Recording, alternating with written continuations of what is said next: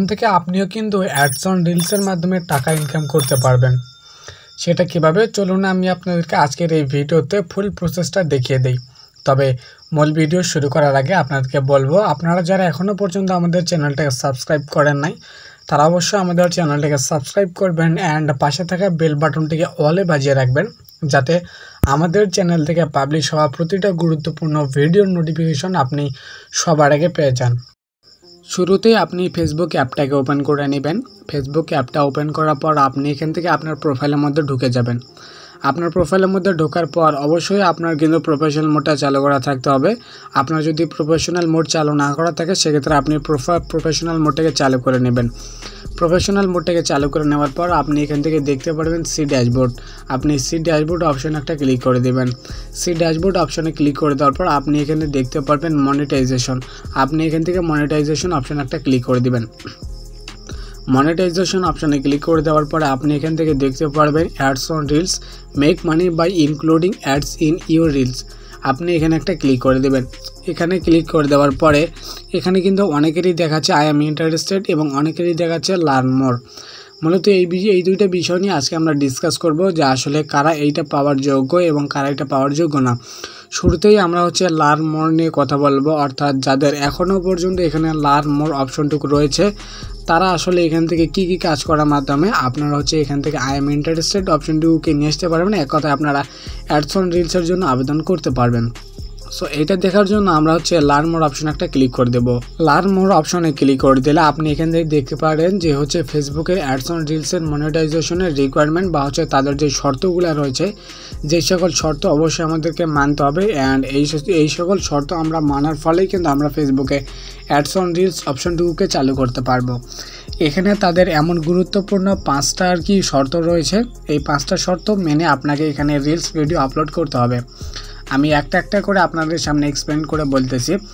প্রথমেই রয়েছে create high quality original content. এখানে আপনি যে রিলস বা যেই কন্টেন্টগুলোকে তৈরি করে আপনি ফেসবুকে রিলস হিসেবে আপলোড করতেছেন সেগুলোর কোয়ালিটি কিন্তু মোটামুটি লেভেলের একটা ভালো পর্যায়ে নিয়ে আসতে হবে। এবং আরেকটা কথা যে অরিজিনাল রিলস কন্টেন্ট হতে হবে। আপনি যদি এখন আমার এই ভিডিওটা ডাউনলোড করে ভিডিওটা আপনি যদি কেটে সেটে অথবা ভালো মতো এডিট করেও যদি দেন তাহলে সেক্ষেত্রে আপনার কিন্তু তেমন একটা লাভ হবে না।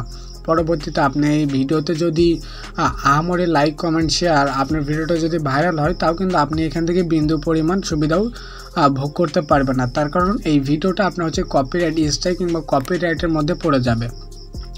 তারপরে রয়েছে বি ওভার 18, অর্থাৎ আপনি যখন আপনার ফেসবুক অ্যাকাউন্টটাকে খুলেছিলেন আপনি ফেসবুক অ্যাকাউন্ট খোলার সময় যে জন্মসাল অথবা আপনি যে তারিখগুলো ব্যবহার করেছিলেন সেই তারিখ অনুযায়ী আপনার এখন বর্তমানে ফেসবুক অ্যাকাউন্টের বয়স 18 বছর প্লাস কিন্তু হতেই হবে। তারপর হচ্ছে be a creator using page or professional mode.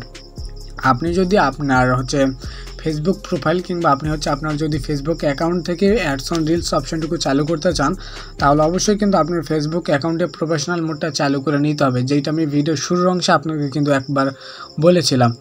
তারপরে রয়েছে pass and remain compliant with Facebook's partner program monetization policies and content monetization policies. এখানে তারা এই কথাটা এমনভাবে বলেছে যে আমাদেরকে এই কথাটা কিন্তু খুব ভালো মতো করে বুঝতে হবে।